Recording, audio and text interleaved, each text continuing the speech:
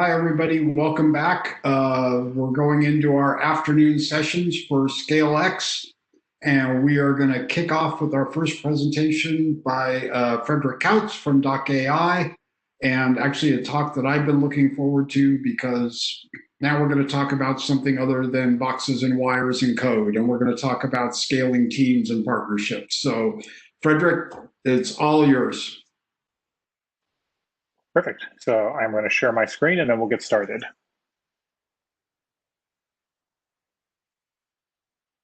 Okay, so let me confirm, you can see my screen?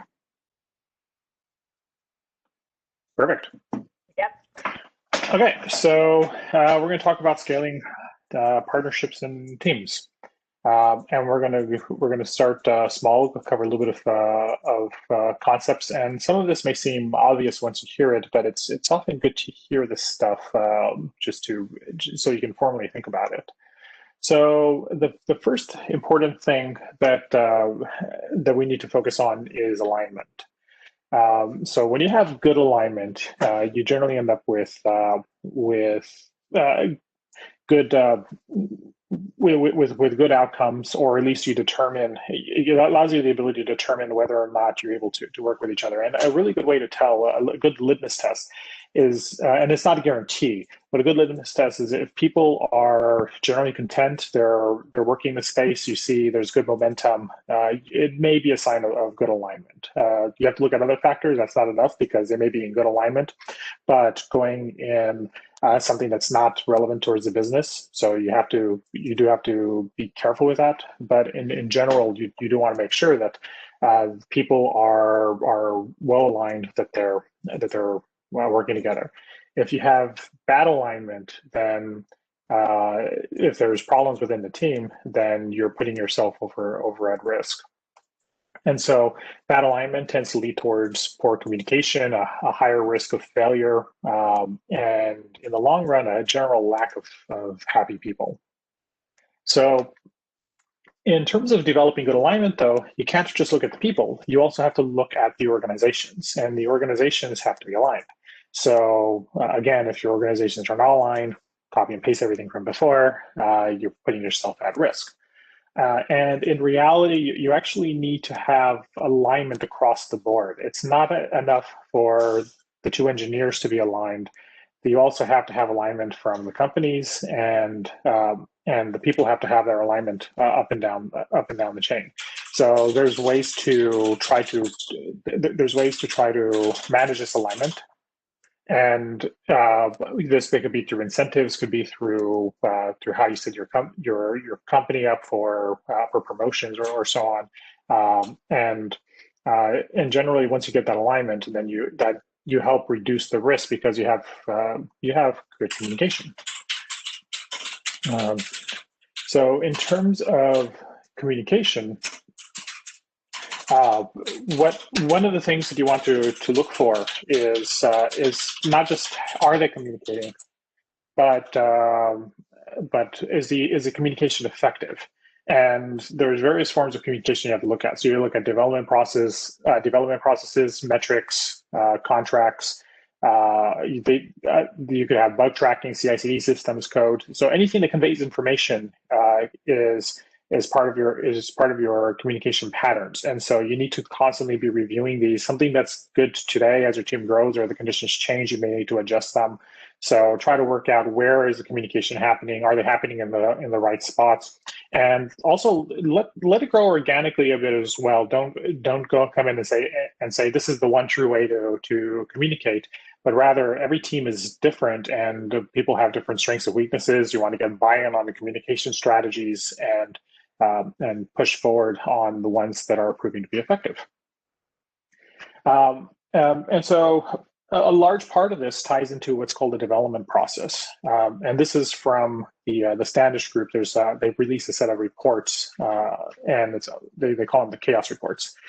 In the chaos reports, one of the areas that they focused heavily on in the past several years has been on agile versus waterfall. And When you see agile versus waterfall here, what you really want to focus on is communication patterns, because waterfall tends to try to put as much upfront as possible, which looks like good, like effective communication. You've identified all the things you need to do, but there's no follow up, or there's limited follow-ups and very arduous channels when you do follow up. What this results in is a very high risk of failure, versus if you have an effective agile team, then you reduce that risk. The risks are still high, but you can thoroughly reduce that. One of the challenges, though, is that it's very easy to go from an agile approach and say, oh, we're agile, but then you actually look at the processes and work out that they're actually waterfall in reality, that they're not, that they're trying to gather everything up front, and there's not that time to reassess on a constant, ongoing basis. And the other thing on this is that the larger the project size, the higher the risk for failure. So you want to try to scope things down to as small as you can. Start with smaller projects. Try to drive that and tie these into your development processes. And a really good way to tell or the primary difference, just to drive into this, the primary difference between agile and waterfall is actually in the estimation process. So waterfall, you make an estimation very early. You can see that that estimation, the error margins grow the further along you get in your project, and so you have huge error margins. While in agile, your error margins are scoped. You're saying, where are we right now? Where are we a week from now or 2 weeks from now? And you keep asking the question over and over again on a regular set of intervals. So what ends up happening is, if you have a good process here, and you're not just rubber stamping what you had before, but you're doing an honest assessment of where you're currently at, then you help not only uncover problems earlier, but you also get a better sense as to where are you going to hit your deliverables. And if you see that problems coming up, then effective communication means you send this up the chain. You don't just manage down the chain, but you manage up the chain as well, and say, hey, we're having a problem here. And you speak to your key stakeholders, you speak to your customer, make sure that they understand what's going on. So in terms of leadership, if you are the leader, the number one rule here is you own everything. You don't want to put the blame on others. It may be someone else's fault, but even if it's someone else's fault, you take ownership of that fault. And so there's a saying that there's no bad teams, only bad leaders, and your primary role is to empower your staff to succeed. So this means that you have, as a leader, you're not just saying, hey, we need to go in this direction, but you're actually looking, what is your team understaffed? What can you do about it? How can you own that? Are they underskilled? Is there something you can do to help bring them up in their skill set, or bring in people to cover for them? Are they under-resourced?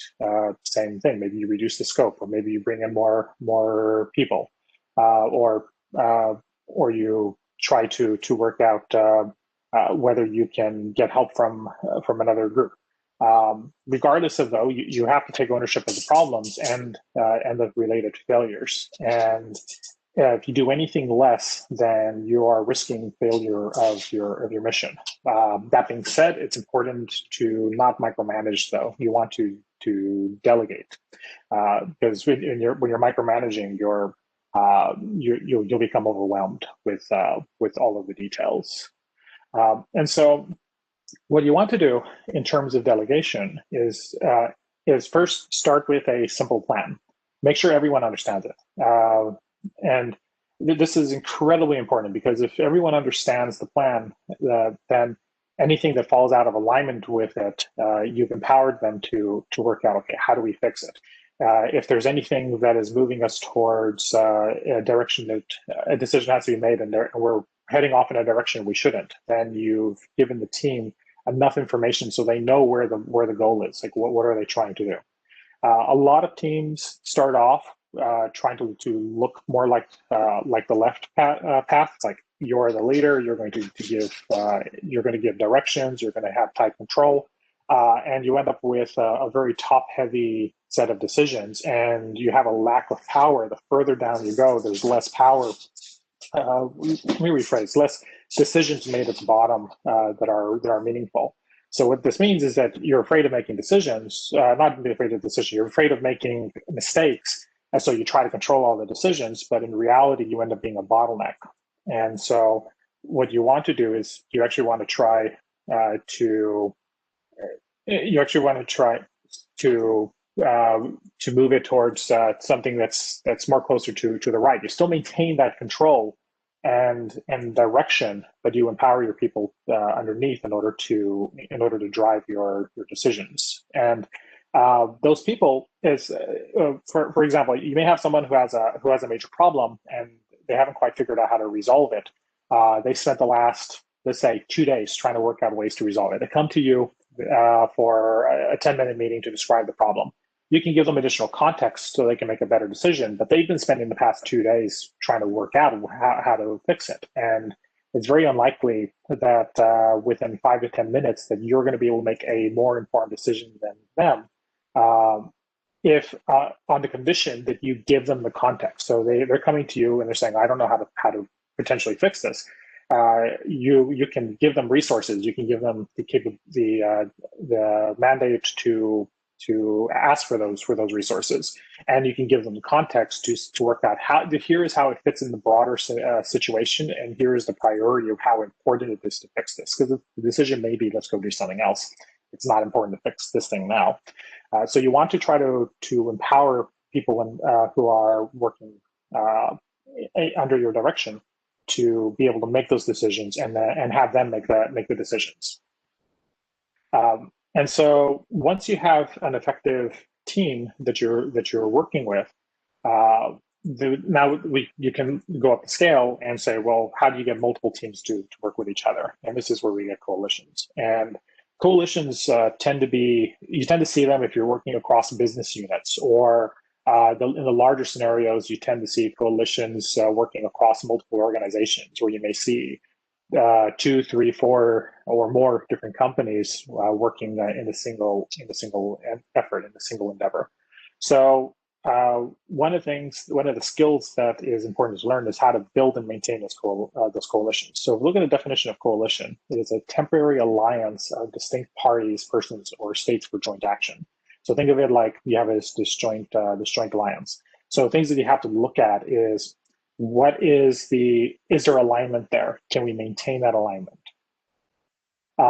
Can you establish that common goal? What are the capabilities of the teams? What are their structures? How can we effectively work with each other? So you take the concept of ownership of the outcomes, ownership of the failures, but at the same time you work out how to delegate each particular option. How do you delegate different roles, and you keep track of them? You don't become aloof, but you keep track of what they're doing and ensure that they're all heading in the same direction while maintaining that top alignment.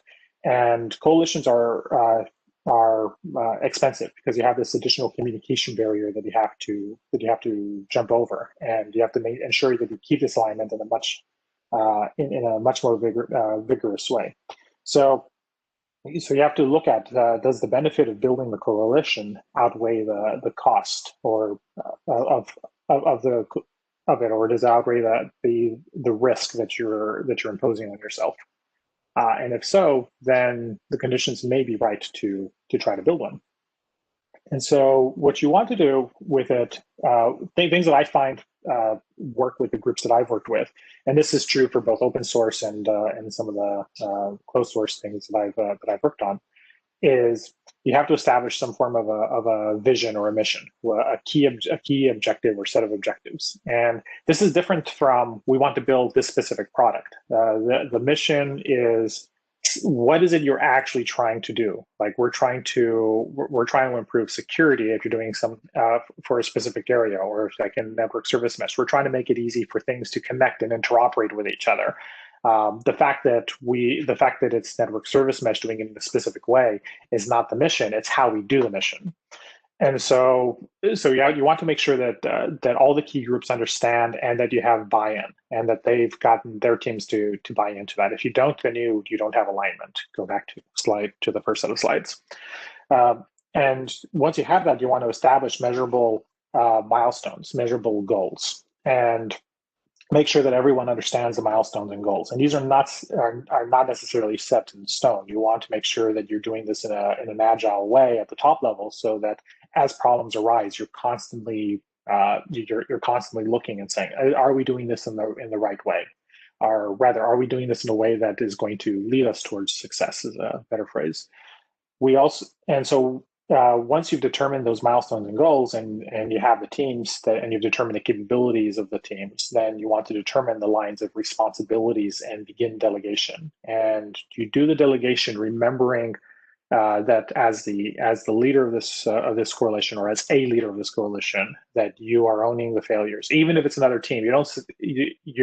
You're better off at saying, I failed to work out this particular thing, rather than saying that team didn't deliver on time, it's their fault, go penalize them. If instead you turn around and say, the team did not meet its expectations, I'm taking responsibility of it, and here's how I'm going to take responsibility, which might be having a conversation with them, or it might be setting up additional metrics to make sure that people are more informed, or perhaps they were overloaded. You start going into problem solving mode as opposed to blame mode, which that blame mode will destroy the trust between the organizations, and in the long run will cause failure of the project that you're working on.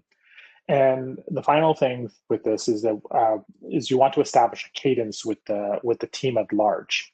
Ensure that there's an ongoing weekly, or preferably weekly. You can do it biweekly if with the really large teams, to ensure that all the stakeholders can effectively communicate. But you also get this sense that, hey, we're a team, we're working together, we're working in a given direction, that they don't just feel like a cog in a wheel with no context, but rather that there's a venue for them to have that information and to be able to share what they know, or voice their opinions on how things are going. And so with that, I have a couple minutes for any questions or comments. And if not, then I'll yield the floor and allow the next speaker to continue. Thank you, Frederick. Any questions from our attendees? This is the time. I know that Frederick has a back-to-back presentation with on another conference in a few minutes. So, Frederick, I think we're probably clear at this point. Thank you for your presentation. Thank you for your time.